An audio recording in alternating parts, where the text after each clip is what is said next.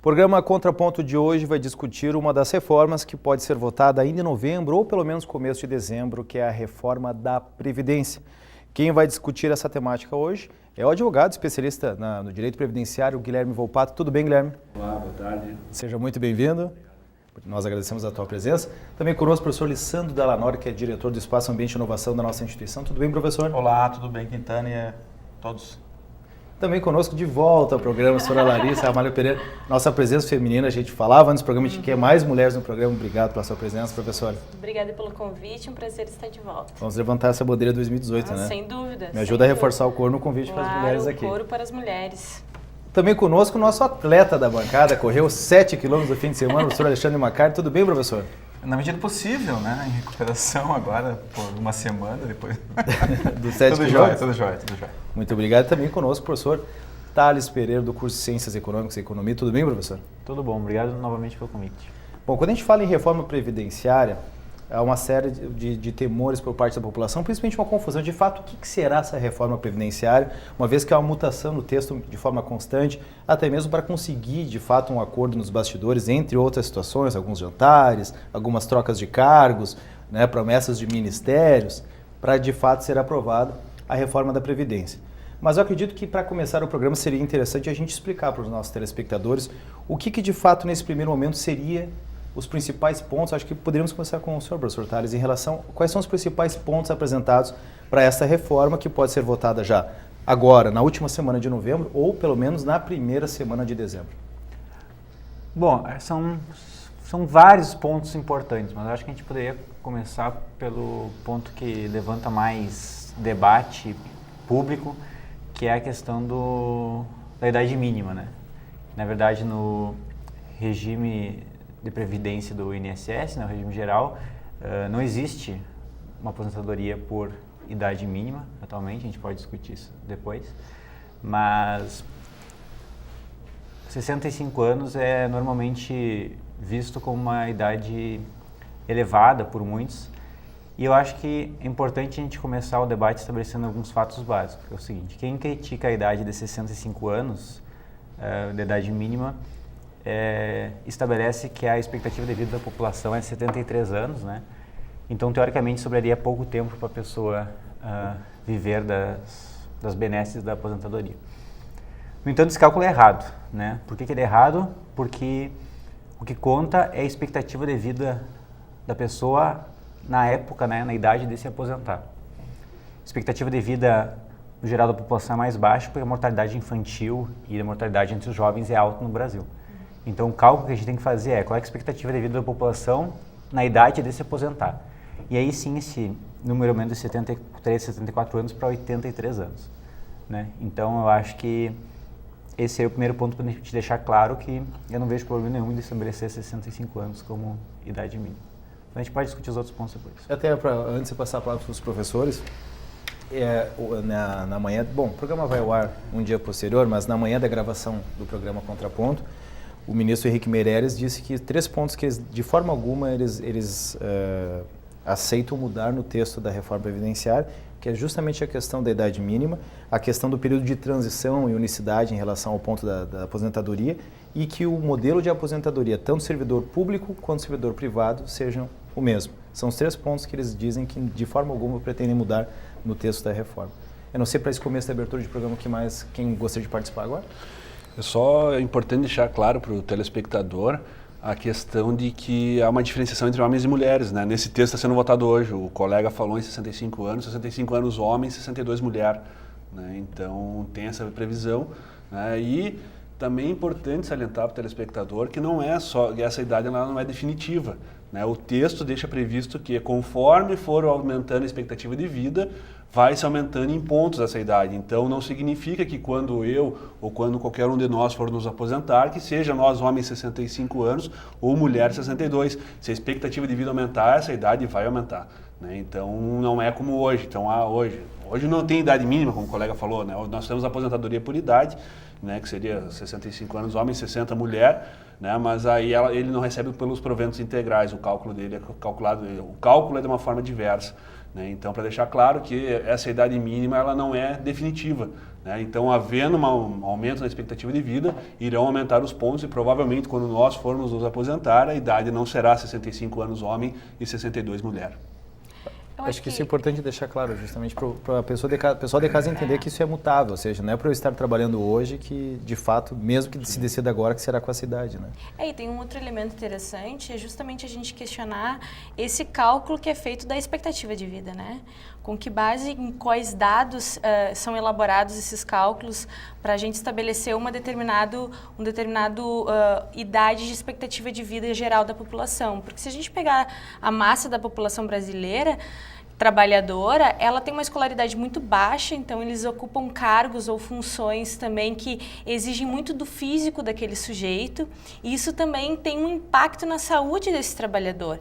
E, consequentemente, ele não vai ter a mesma energia e o mesmo modo de operar e de produzir do que ele tinha há 20 anos atrás. Então, quando a gente pensa de 65 anos, que é os 62 ou 65 que os colegas estão apontando, se a gente pegar para a grande população que faz parte da base dessa pirâmide, isso de alguma maneira fica desleal, porque a população pobre ela vai ser atingida diretamente com essa reforma da Previdência, né? Desculpa interromper, mas só um ponto, na verdade não o Rio Grande do Sul, a região sul é hoje em dia a população que tem a média de idade de aposentadoria mais baixa do Brasil. E Nordeste, a média de aposentadoria é 64 anos. Então, praticamente igual que a Previdência. Mas daí a gente pensar assim, por exemplo, na questão dos BPCs, né? Que é um dos benefícios de prestação continuada que são destinados a pessoas idosas ou pessoas com deficiência que não têm como prover a sua subsistência ou não tem a quem a provenha, né? Também tem uma proposta de que esse benefício ele seja reajustado no que tange a idade, né? Que passe para 70 anos, os professores, né? Os colegas me corrijam se é isso, que passe para 70 anos, se quiser solicitar, se tiver condições de solicitar ele integralmente, né, atendendo aos critérios, ou se não, receba 70% do valor do benefício, que é de um salário mínimo, a partir dos 65 anos. A gente sabe que esse benefício é um benefício essencial para quem é idoso no Brasil, que está descoberto de várias políticas sociais, principalmente da política de saúde, que a gente sabe que a maioria dos idosos ainda precisam retirar das suas aposentadorias valores expressivos para pagar medicamento ou mesmo condições de acesso à saúde. E com essa mudança tem um impacto sim, porque foram pessoas que não puderam de alguma maneira contribuir no decorrer da vida ou porque trabalharam no setor informal e que aquele valor era tão justo, né, tão pequeno, que não puderam de alguma forma lançar mão para contribuir com a Previdência Social e agora se encontram numa situação de velhice, né, numa idade já avançada, precisando lançar mão desses recursos. Um dado interessante que eu estive lendo, que a partir de 2016, esses idosos teve muita concessão de BPCs, né? Então também houve um vasto, não vou dizer rombo, mas um emprego de benefícios muito maiores por parte da Previdência. Só que se a gente olhar esse dado bruto, parece que é, de fato, um gasto. Mas se a gente pensar de forma mais ampliada, é porque também a condição da própria população, ela tem sido cada vez mais prejudicada, né? As pessoas não conseguem mais se sustentar ou por intermédio da família, ou mesmo essas pessoas cada vez mais têm se empobrecido a sua condição, né? A situação socioeconômica dos sujeitos e das famílias, isso também tem um impacto. Eu concordo com a Larissa, em gênero, número e grau. Até pela própria questão social de abordagem que a Larissa está destacando. E nós verificamos justamente isso, que não é apenas a reforma da Previdência, que é o nosso tema hoje, mas todas essas funções que estão acontecendo a partir dessa tomada de governo, elas são, na verdade, conluios feitos para a manutenção do poder, para uma forma de tentar passar a qualquer custo com qualquer jantar, com qualquer café da manhã, medidas que vão pilhar cada vez mais, não apenas o trabalhador, mas agora o aposentado. Todos esses que teriam algum tempo, alguma expectativa de viver, né, recebendo benesses. Não vejo benesses, são direitos. Né? Agora, eu creio que, além disso tudo, o presidente Temer, ele brinca com a população. Né? Ele vem a público fazer piadas dizendo que a expectativa está aumentando, daqui a pouco vai ser 114 anos, 140 anos. Mas que tipo de discurso é esse? Né? Agora, a quem convence um presidente ir à mídia falar questões ligadas a isso? E se tu me permite, hoje de manhã na Rádio Gaúcha até estavam veiculando a informação de que o presidente Temer se aposentou aos 55 anos pelo teto, né, pelo teto do serviço público, que é o que recebe o subsídio do Ministro Supremo Tribunal Federal, aos 55 anos. Então ele já está há quase 20 anos recebendo o teto dos ministros, para que quem não sabe hoje é aproximadamente R$ 33.500, né? E quando a reforma da Previdência paga no máximo R$ 5.200, que é o teto hoje. Então essa é uma questão importante, né, professor? Então... Esses são os motivos da reforma, né? É justamente para evitar que isso se perpetue, né? Que a parte da reforma é para isso. Mas desculpa. Mas será que vai mexer nas questões dos Acho políticos? que depois a gente pode conversar sobre Bom, isso. aí que está. Vai mexer em outras funções como militares, políticos? Eu gostaria de saber se isso tudo vai ser envolvido. Os militares estão fora, mas a gente pode trazer uns dados bem interessantes sobre os militares aqui e discutir depois. Eu acho que o grande desafio que nós estamos enfrentando é, primeiro, o que está sendo feito não tem legitimidade. Não é? Porque eu acredito que a maioria da população não está alinhada com o que está sendo feito. Em contrapartida, sabe-se que algo tem que ser feito nesse nosso processo. Né? As leis trabalhistas foram atualizadas, deveriam, não da forma como foi, mas deveriam. A questão previdenciária precisa de uma atualização, nós precisamos criar instrumentos que realmente atendam às demandas, porque muitos dos processos hoje que nós temos na Previdência, eles estão distorcidos, eles foram usados para distorcer o processo, e muitos aqui conhecem ou devem ter escutado maneiras de se burlar o processo como está ali.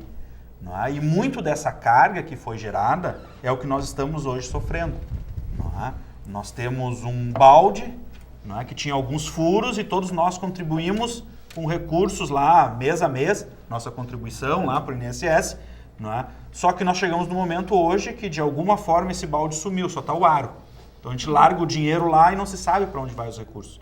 Falta recursos para todos os processos, se desvinculou o próprio reajuste do salário de aposentadoria, do salário mínimo oficial, não é? Tivemos uma degradação do processo, por diversos fatores, não é? Fatores que deveriam ter sido controlados muito antes. A gente sabe aí que se levanta na mídia muito forte a questão da própria inadimplência de grandes grupos. Não é? Tenho conhecimento de muitas empresas que muitas vezes não recolhem e ficam nisso e ficam anos e anos no processo de atuação sem fazer a contribuição. Quem vai sofrer depois é o empregado, aquele que deveria ser amparado, e o empreendedor, o empresário, ele consegue se recolocar sem maiores problemas. Então ou ele aguarda um parcelamento, como foi o que saiu agora. Exatamente. Renúncias fiscais. E ele vai pagar 2, 3 parcelas e não vai pagar mais de novo, porque ele vai esperar o próximo.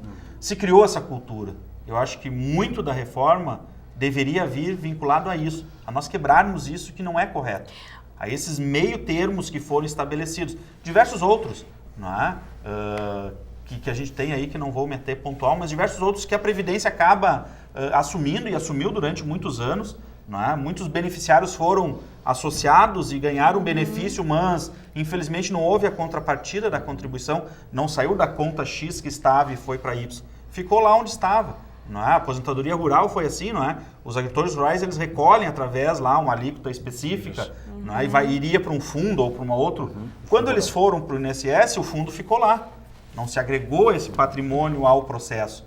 Então são questões que deveriam ter sido trabalhadas, talvez muito mais efetivas, do que pontos chaves como esse.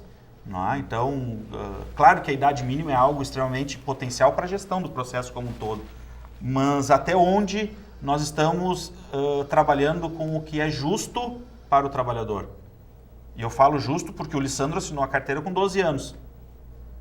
Trabalho infantil, né? Na época não era trabalho infantil. Mas hoje se enquadraria como Hoje trabalho sim, infantil. mas na época não. Quer dizer, o Lissandro tem 32 anos de carteira assinada. Não é? Então vocês podem fazer o cálculo, me ajudem aí, de vez em quando eu começo a errar já os números, mas se eu vou ter que trabalhar entre, já fiquei até preocupado, porque já não vai ser 65, talvez vai ser 79, não é? Eu vou trabalhar 50 e poucos anos. Então, e tem que existir uma forma de transição, não tão drástica como está acontecendo. Eu acredito que a forma de transição é a chave que tem que ser colocado nessa engrenagem. É a última engrenagem, talvez, que tem que ter, porque não é justo com quem já está num processo avançado, porque o modelo lá de pedágio é 50% do que está faltando, não é? No meu caso, não vai mudar muito. Mas assim, o que eu me questiono também é porque uma reforma tão importante, né, e que vai atingir a grande parte da população, quase toda a população, se não a população em geral, né, por que as pressas, né? Por que estão correndo sem uma consulta, assim? Porque nos parece assim que uma das últimas manifestações do presidente Temer é que ele afirmou, foi taxativo em dizer que a reforma ia ser votada e ela precisava passar de qualquer forma. Então, assim, isso que a gente também tem que se questionar, né? Às vezes, o Lissandro falava na questão cultural, né? Que alguns processos se tornam tão arraigados, tão culturais, mas é porque também, como romper com esses processos se as pessoas não tomam essas discussões para si? Se elas não podem discutir, se elas não podem intervir nesses processos de forma ativa. Porque me parece que a gente vira plateia, quem decide é o conjunto político do Brasil, que é um conjunto também que é muito questionável, né? Então, isso também é um dos aspectos que a gente precisa estar pensando. Mas eu acho que nesse contexto eu acho que nesse contexto, não falando expressivamente, mas a minha percepção é que o meio político ele já entendeu que o povo ele não se envolve, eles podem fazer o que bem entende, que a população não se apropria dos espaços que ela tem hoje oficiais. Essa semana, nós vamos ter na quarta-feira a discussão da alteração do ISS do município de Santa Maria, né? Diversas outras atividades vão recolher ISS, né? Imposto sobre Serviços. Na quarta-feira tem uma audiência pública. Eu vou estar presente lá para questionar algumas coisas, mas são poucos que vão lá. Então eles já sabem disso, então eles estão fazendo esse processo quase que eles sabem que dá para fazer porque não vai acontecer nada. Uma pena que esse programa vai ao ar pós-audiência, até poderia ser feito o convite. Mas é esse processo, então eles não vou pensar uma palavra mais tranquila. Não se envolvem. Eles não têm mais preocupação com a população. Porque eles sabem que eles vão fazer o que bem entenderem e nós não estamos articulados o suficientemente. Nós não temos mais forças que nos representem. O Sr. Tales trouxe alguns números interessantes e com certeza o Guilherme também. Eu acho que seria bom a gente rebater alguns pontos específicos. E para dar a palavra para ti, professor Tales, para o senhor, em relação a esses pontos, uma coisa que eu acho que é interessante explicar para a população é que, de uma forma muito leiga, de que forma é explicada à população como funciona o processo da aposentadoria. Até o mesmo seu colega, o professor Matheus Froza, me explicou que um dos motivos da quebra da Previdência é que antigamente as pessoas tinham muitos filhos. Então, digamos, um casal que tivesse 5 filhos e esses 5 filhos trabalhavam para pagar a aposentadoria do pai. Funcionava dessa maneira. Mas eu leigamente perguntei para ele por que isso ocorre, uma vez que a população brasileira aumentou muito nos últimos anos. Então, por qual motivo isso de fato aconteceu, essa questão da quebra da Previdência? E também houve várias discussões nos últimos 20 anos, governo FHC, governo Lula, e agora se tem uma nova discussão sobre a reforma da Previdência, ou seja, se discute com uma velocidade muito maior do que efetivamente se resolve a situação. Então, em cima desse cenário, porque eu me coloco no lugar da população que tenta entender esse universo de números, onde cada vez se fala em rombo, em dívida, e quando a gente pensa dos anos 90 para cá, o rombo ele é infinitamente superior. Bom, acho que a gente deixou vários tópicos em aberto aqui na primeira rodada, né? Então, só queria comentar alguma coisa. A professora falou sobre a Lei Orgânica de Seguridade Social, de Assistência Social, desculpe, a LOAS, que é sobre esse benefício a idosos e pessoas com algum tipo de deficiência, né? E nesse caso eu concordo, eu acho que a lei é ruim, né? É ruim estender a idade dessas pessoas terem acesso a esse benefício, mas a gente tem evidência disso. O trabalho do Marcelo Medeiros, que é professor da Universidade de Brasília, mostra que isso sim vai ter um impacto negativo em termos distributivos na população, né? Então, isso baseado em evidência empírica, a gente pode dizer, ó, vai ser uma má política, né? Agora, tem outras coisas que a gente também tem evidência que a previdência vai ser positiva, né? Então, por exemplo, é fato que a população brasileira, né, a média de filhos durante a década de 50 no Brasil, era mais de 6 filhos por casal, né? Então, e hoje em dia ela se aproxima a 2,1, que é a taxa mínima de reposição da população. Então, naturalmente a população brasileira está envelhecendo e ela vai envelhecer muito rápido, né? Então, por mais que a população possa estar crescendo, a taxa que ela está crescendo está diminuindo. Então, a gente vai estar, né, a população vai começar a parar de crescer tão rápido assim. Então, a gente tem que pensar no futuro. E a gente tem que pensar no futuro pelo seguinte, porque a previdência, ela não é deficitária agora. Ela é deficitária com algumas exceções, desde 1988, mais ou menos. A questão é que agora nós estamos numa crise fiscal e não tem mais de onde tirar dinheiro. Se vocês olharem, por exemplo, as discussões que existiam na década de 90, durante o governo Fernando Henrique, foi proposta uma reforma da Previdência e o argumento era o quê? A reforma da Previdência a Previdência deficitária, a população está envelhecendo e nós teremos esse problema. O governo Fernando Henrique rejeitou, né? Fez uma reforma na margem ali, o Lula também fez uma reforma na margem, mas ninguém enfrenta essa questão. Então, nesse ponto específico, eu discordo da professora, dizendo o seguinte, que a gente não tem essa discussão. A gente está tendo essa discussão nos últimos 25 anos. A questão é que essa discussão só emerge fora da academia ou de alguns círculos, porque chega um momento de crise extrema que todo mundo vai se envolver, né? Se a gente pegar final do governo militar, lá, 79, se a gente pega em qualquer capa de revista, a Exame, por exemplo, que existia na época, vai estar lá assim, ó, crise fiscal no Rio de Janeiro. Previdência do Rio de Janeiro quebrado. Não é de agora. A gente vive com isso há décadas. A gente tem que resolver, né? A gente tem que resolver. E outra coisa que, só para a gente resgatar todos os pontos que foram falados aqui, o professor Luciano falou nessa questão de sonegação, que é um ponto que trazem muito, né? Se resolvesse o problema de sonegação, nós conseguiríamos fechar a conta da Previdência.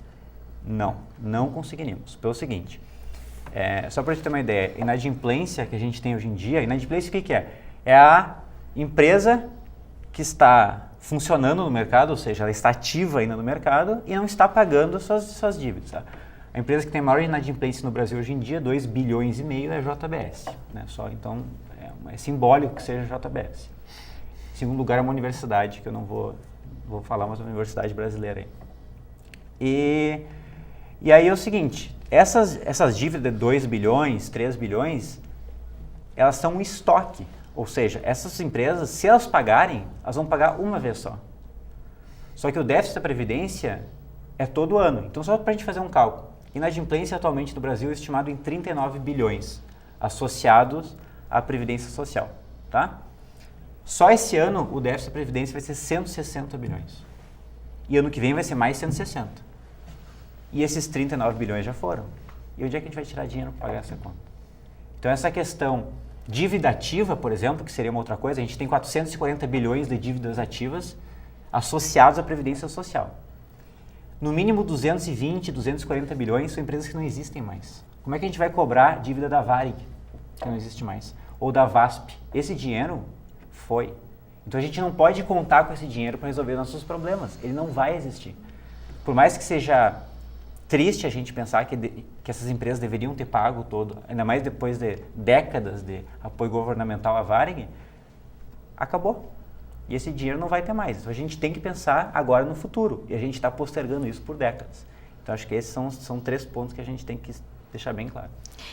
Deixa eu só perguntar uma coisa para o professor, mas a Previdência Social, ela tem várias fontes de financiamento, né, professor? Uhum. E quais seriam as fontes de financiamento, além da questão do trabalhador direto e da empresa, da contribuição da empresa direta? Bom, contribuição previdenciária individual mais COFINS dá quase 70% da arrecadação. Aí depois tem CSLL, que é sobre o lucro líquido, e o PIS/PASEP, que é bem pouquinho. Né? Só que, por exemplo, o PASEP, 40% dele vai para o BNDES, não vai para a Previdência. Né? Então, tem vários... Esses impostos, eles são... Uma parte deles vão para a Seguridade Social, né? Que dentro dela temos a Previdência, mas temos outras contas também, que é a saúde, temos a assistência social, que tem lá o Bolsa Família, todas essas coisas. Então, se a gente tenta aumentar os gastos, por exemplo assim, vamos transferir mais o COFINS para a Previdência, a gente vai estar tirando de outro lugar. A gente vai estar tirando da saúde, a gente vai estar tirando do Bolsa Família. Então, a gente vai ter que fazer escolhas. Né? E eu acho que são mais escolhas pelo seguinte, porque quem ganha mais Previdência no Brasil é o pessoal mais rico. Então, a gente vai estar tirando de quem não tem acesso para dar para essas pessoas. Eu não acho uma boa escolha. Por que eu questiono isso, né? Porque, assim, quando tem essa questão das fontes de financiamento da Previdência, a gente está dizendo que é para dos tripés, né? Porque o tripé da Seguridade são os 3 que o professor já citou. Né? Então, a gente tem devidas taxações que são destinadas à Previdência e que não são destinadas necessariamente à Previdência, porque as outras 2 políticas, no caso, por exemplo, da política de assistência, ela não tem um percentual e nem uma fonte específica de renda, né? De renda, não seria renda, mas de financiamento, de receita. Obrigada. E a saúde tem um percentual fixo e ela também tem uma fonte de receita, né? E a Previdência, que é a única contributiva de fato, ela tem um leque maior de receitas, né? Ou de fontes de receita. O que a gente vê também, e daí o professor pode me corrigir, é que muitas dessas fontes, elas são destinadas para outras políticas porque não foram definidas outras fontes específicas para elas. A assistência é uma, né? A saúde a gente sabe que tem outras fontes também, que não só essa fonte que venha da Previdência Social. Então, me parece que a gente volta também a um aspecto, o professor não sei o que pensa sobre isso, que é uma questão também de gestão e de planejamento das próprias políticas sociais, né? As fontes dessas políticas sociais.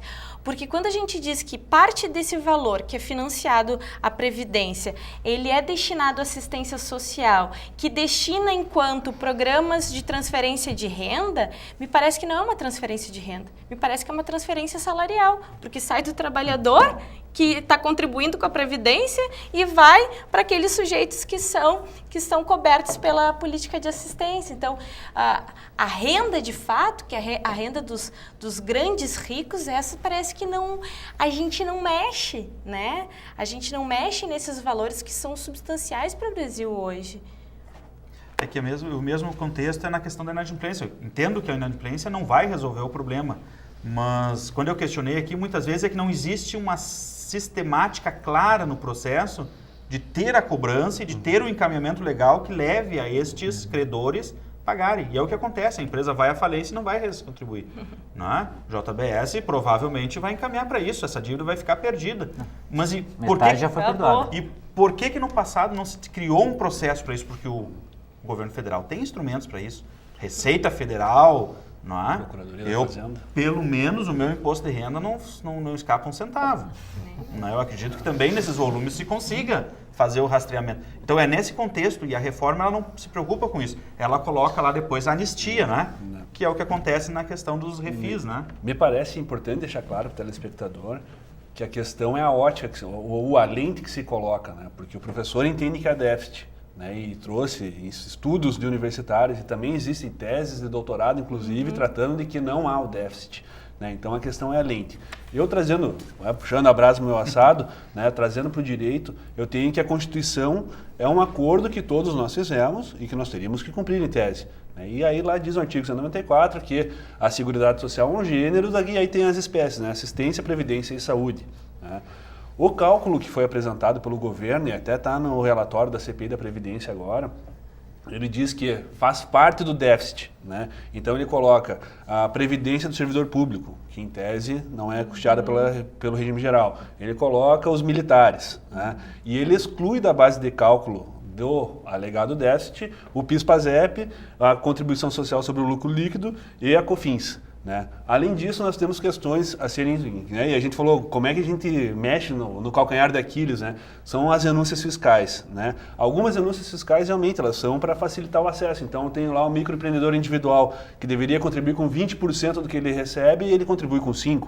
Né? Então é uma medida inclusiva para evitar o trabalho informal. Né? Mas aí o meu maior ponto são a chamada DRU, desvinculação das receitas da União. Não sei se vocês concordam comigo.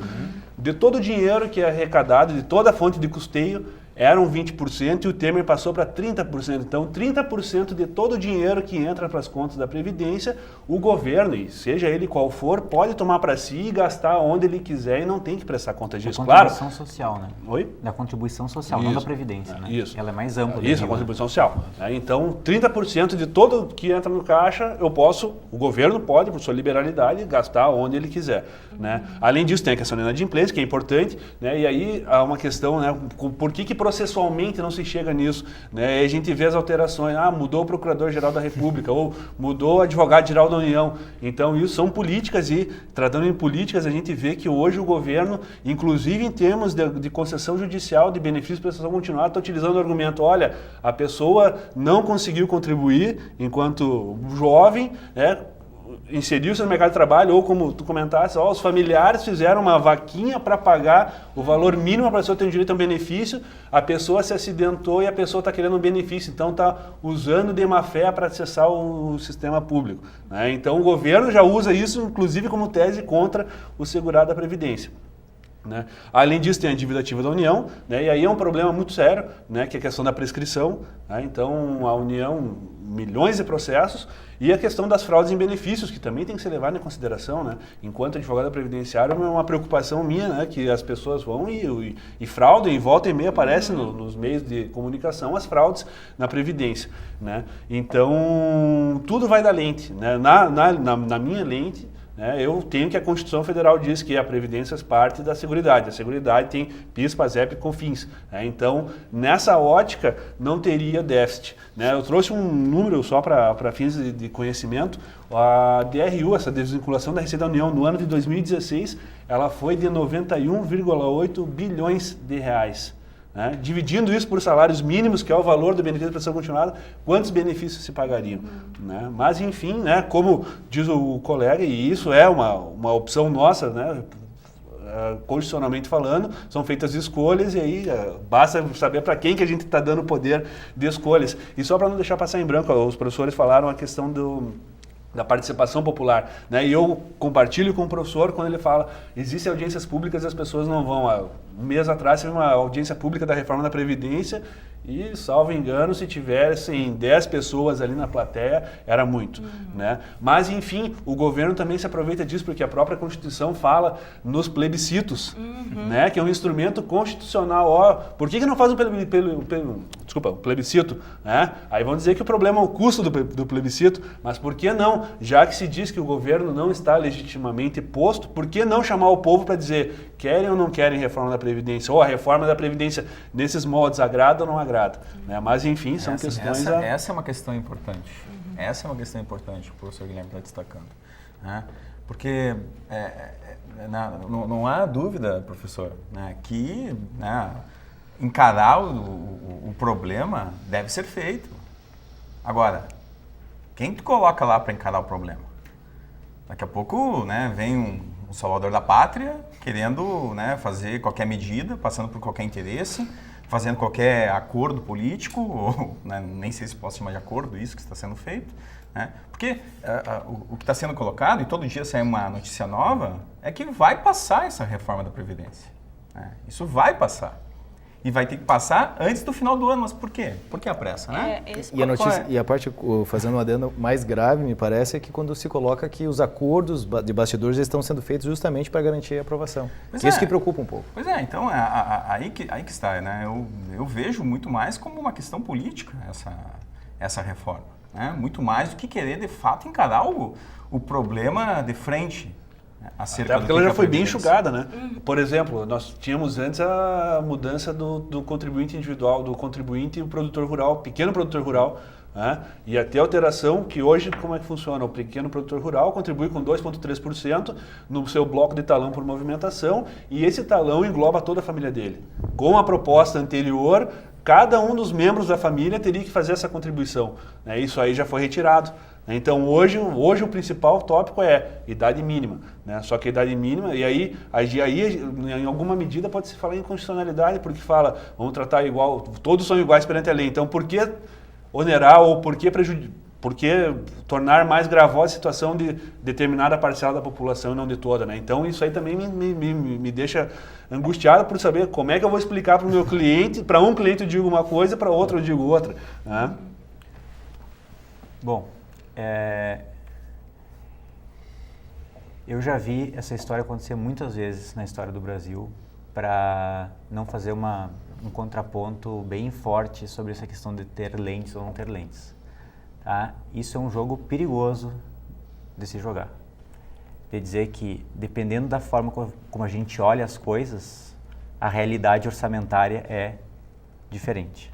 Tá? A gente já brincou com esse jogo durante o período das pedaladas fiscais, foi gerado um rombo. A gente vem brincando com esse jogo desde 1937, na época do Vargas, que eles começaram com essa história das pedaladas fiscais. Né? Não é uma questão de lente. É uma questão seguinte, ó. A Previdência, por exemplo, o colega aqui mencionou a tese do doutorado. Eu li a tese do doutorado. Doutorado em Economia do UFRJ. O que é a tese do doutorado que diz que o déficit da Previdência não existe argumenta? Primeiro que a gente deveria excluir os grupos que recebem menor renda, ou seja, o pessoal da LOAS e o pessoal da rural, tá? Que é um custo significativo. Tudo bem, todo mundo quer ajudar as pessoas que não têm condições, mas a gente tem que botar eles na despesa, porque eles estão custando dinheiro. Tá? Outra coisa, incluir receitas perdidas com desonerações e com sonegação. Acabei de falar a questão da sonegação. Não tem como incluir essa receita. Além de ser uma diferença, de novo, entre fluxo e estoque, ou seja, eu vou arrecadar esse dinheiro uma vez e todo ano eu vou ter uma conta para pagar. Não vai fechar essa conta. E sobre as desonerações, vou dar um exemplo para vocês. As desonerações, em 2011 foi feita uma mudança na folha de pagamentos, né, que a contribuição previdenciária virou para a receita bruta das empresas. Então antes era sobre a folha de pagamento e agora é sobre as receitas brutas das empresas. Isso diminuiu o custo para as empresas com relação à contribuição previdenciária. No entanto, isso tirou mais de 70 bilhões da Previdência. Tá? A União deixou de arrecadar esse dinheiro. Se querem arrecadar mais dinheiro para pagar para a Previdência, acabem com essas desonerações. Agora, a gente não pode incluir como receita algo que não existe, foi desonerado. Como é que eu incluo algo que foi desonerado na receita, no cálculo de receita? O dinheiro não existe. Então, não é simplesmente uma questão de ótica. Não é. Se a gente não fizer uma análise dura sobre o tema, e sim, algumas pessoas vão sofrer mais do que as outras em processos de transição, por isso que eu defendo que a LOAS é uma péssima ideia para mudar isso, a gente tem evidência para isso. Agora, isso é completamente diferente de dizer que o déficit ou não da Previdência é uma questão de ótica. Assim, ó, a gente está num país fiscalmente quebrado. A gente vai jogar esse jogo de novo, que os problemas não existem. Olhem, observem a situação do Rio de Janeiro. O Rio de Janeiro era o mesmo argumento. Não existia déficit na Previdência. Sabe por quê? Porque a gente vai ter a receita da Petrobras. Foi isso que foi feito lá no Rio de Janeiro. Onde é que está a receita da Petrobras agora? Olhem o estado que está o Rio de Janeiro. O Rio Grande do Sul, a mesma coisa. Nós não tínhamos problema fiscal no Rio Grande do Sul. Agora, o governo não tem condições de pagar. As pessoas recebem pouco já, funcionários públicos estaduais. Olha a situação dessas pessoas. Por quê? Porque a gente ignorou o problema. A gente disse que o problema não existia. Então é o seguinte, ó, nós temos sim, e o regime geral de previdência, por mais que seja per capita ou por pessoa, né, o menor de todos, por ter 19 milhões de pessoas recebendo, ele é o maior dos nossos problemas. Porque o montante do regime geral da Previdência é o maior de todos. O regime do servidor público, por exemplo, não chega a 1 milhão de pessoas, dos militares também. Então a gente vai ter que encarar isso aí, não tem escapatória. Mas, professor, isso se decide em jantares, isso se decide em cafés da manhã, isso se decide assim em pouco tempo, porque é notório que estão tentando passar de qualquer forma. Sim, mas, Então, isso é outro problema, correto? E são dois problemas separados. Certo. O que eu concordo, a gente está aqui já nessa conversa há um bom tempo, e é fato, ninguém gosta do Temer. Tá aí os dados, a aprovação, ninguém aprova ele. Mas isso é uma outra questão. A questão que eu falo que é perigosa é dizer que problemas fiscais no Brasil, que não é só Previdência, que eles não existem. A gente brinca com isso aí há décadas já. E é crise atrás de crise. Olha a década de 80 que aconteceu. É que tu me desculpa, mas aceitar isso como jurista, eu dizer, ó, tô rasgando a Constituição. Eu falar, ó, então deixa de existir a Constituição da República Federativa do Brasil e a Constituição sobre os argumentos econômicos da República Federativa do Brasil. A economia, em alguma medida, ela está abocanhando o Estado Democrático de Direito, ela está abocanhando o pacto que as pessoas fizeram democraticamente. Então, cumpra-se o que se fez democraticamente e aí que a economia faz parte do sistema, do movimento, faz. Mas a economia não pode ditar as ordens e como é que vão funcionar as coisas. Né? Eu concordo, eu acho que a economia não deve ditar as ordens. Concordo plenamente. E como é que são as instituições, né? Como é que são feitas as regras? Através das instituições. E aqui eu retomo o debate que a gente estava tendo antes. A questão das pessoas discutirem ou não, participarem de todas as decisões do governo de plebiscitos, a nossa instituição política não é feita assim. Em nenhum lugar do mundo é feito assim.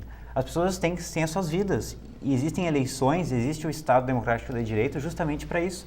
A gente aloca poder a pessoas que decidem pela gente. E muitas vezes as pessoas não são as melhores. Mas o jogo é assim. A gente pode tentar mudar o jogo. Mas falando em Constituição, o jogo é assim que funciona. Então a gente não pode exigir que as pessoas participem mais. As pessoas têm coisas mais importantes do que ficar pensando sobre a Previdência, por mais que afete a vida delas. Tá?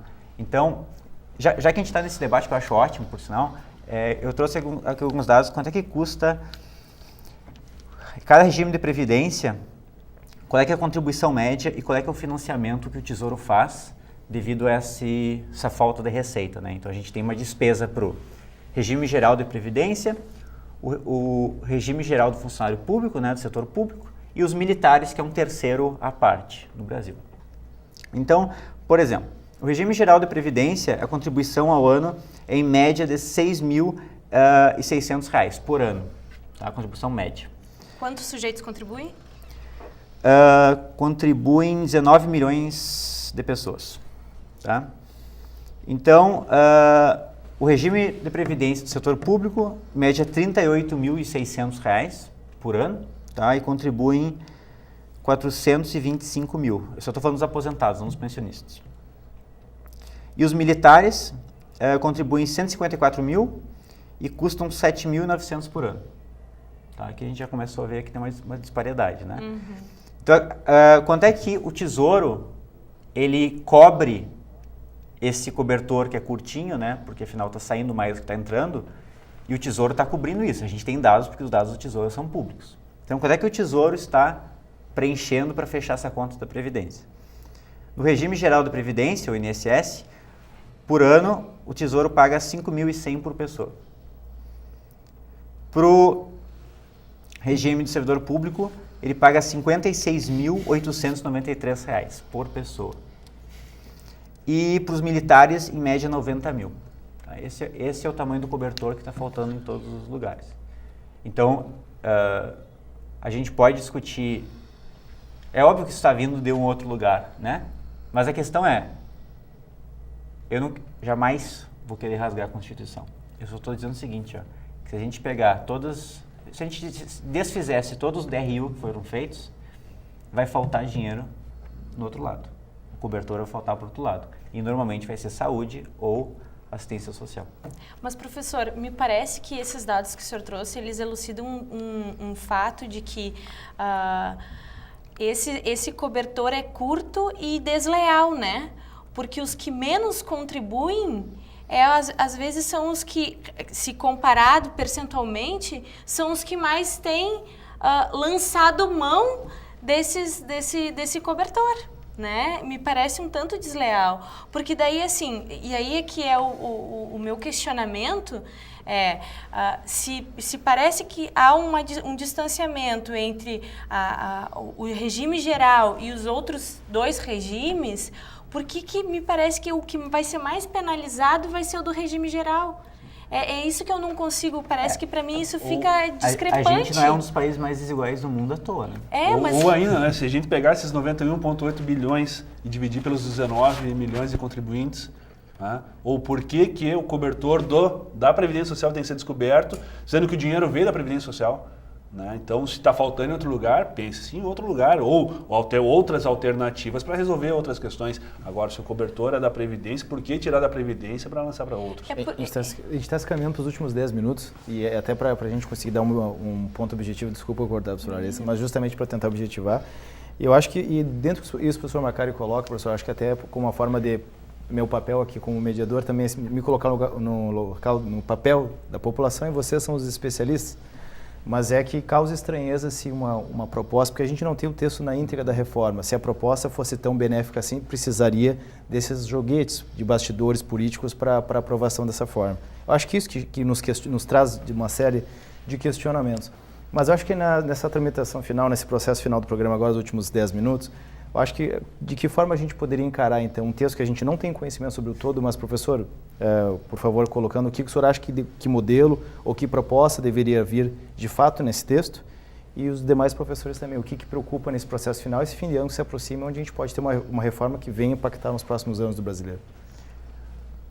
Bom, propostas eu não vou propor porque não sou especialista na área de finanças públicas, eu só quero deixar claro o seguinte, a gente tem aposentadoria média o teto do INSS, na verdade, R$ 5.300, a gente tem hoje em dia aposentadoria média do Executivo R$ 9.000, do Judiciário R$ 18.000, do Legislativo R$ 27.000. Deputados federais e senadores possuem um outro regime especial da Previdência. Então, de novo, uma coisa que eu sempre bato aqui, a gente é um país historicamente formado por grupos de exceção. Sempre existe uma meia entrada para alguém. Se a gente quer começar a discutir, resolver os problemas de desigualdade no Brasil, a gente tem que parar com as meia entradas. E o que é meia entradas? É um setor da sociedade ter teto e outro não. Então, a primeira coisa que a gente precisa fazer é estabelecer um projeto de convergência e ter previdência social para todo mundo. Né? Então, não existe justificativa econômica e moral para o funcionário público ter um regime especial e um funcionário privado não ter as vantagens que um funcionário público tem. Porque ainda tem, né? Mesmo com a convergência do teto, um tem fator previdenciário e o outro não. Né? Tem estabilidade e o outro não. Outro tem estabilidade e o outro não. Então isso é uma coisa que vai ter que acabar. E a outra coisa é o seguinte, a gente vai ter que aceitar o fato de que a população está envelhecendo, nós somos um país pobre, muito, muito pobre. E isso está tendo um custo. A Previdência é um fator de concentração de renda, a gente tem evidência para isso também. Então, eu acho que o aumento da idade vai ser algo que a gente vai ter que acatar. Senão, o Brasil vai virar um grande Rio de Janeiro daqui a 15 anos. Professor Macari? Bom, ouvindo os colegas, né, eu acho que foi bem proveitoso o debate hoje. Acho que o telespectador pode aproveitar bastante as perspectivas que foram colocadas aqui. Mas eu continuo né, pensando que essa reforma da Previdência, a reforma trabalhista, todas essas questões que estão sendo colocadas atualmente, a não discussão de reforma política, por exemplo, que não se discute, né, só se fala lá picuinhas sobre isso, é uma estratégia desse governo, né, que gasta muito em propaganda.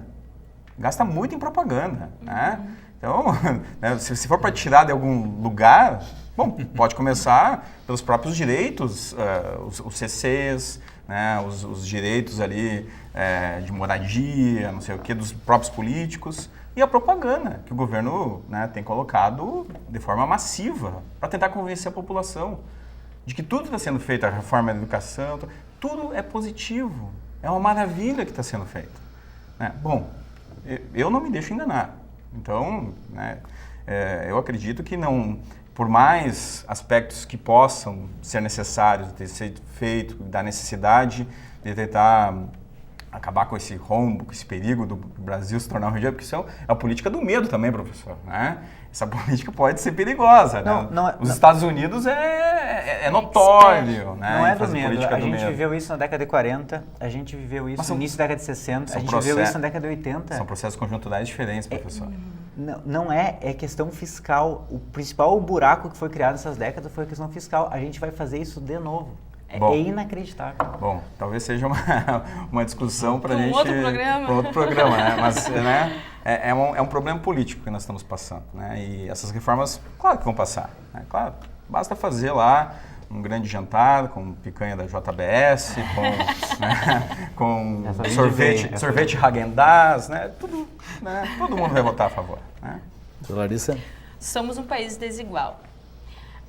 Muito desigual, há décadas desigual, desde que nos descobriram, né, somos desiguais, né? Esses grupos que são grupos privilegiados, a minha perspectiva é que eles não serão afetados de fato. Né? Não mudará a situação desses grupos privilegiados. Agora, dos grupos menos privilegiados, esse sim, a situação piorará. E aí a gente se tornará um país ainda mais desigual. Então, a questão fiscal, a questão econômica, ela é essencial para a gente mudar a desigualdade, mas ela não pode ser deslocada da questão essencial que é também dos direitos, né? Os direitos da pessoa ter o que comer, o que vestir, onde viver, e cada vez mais esses direitos têm sido dissolvidos pelas essas intervenções políticas atuais. Professor Alessandro? Bom, os desafios estão postos a cada dia, né? Porque nós temos um volume de novas informações a cada amanhecer. Nós vamos ver as notícias lá. E eu não me surpreenderia que ainda esses encaminhamentos da reforma da Previdência venham a ter alguns capítulos ainda mais diversos da nossa discussão aqui. Novas fórmulas mágicas talvez venham ser adicionadas, porque nós estamos num momento de troca de favores, né? Vou usar essa palavra porque eu não consigo entender um outro conceito.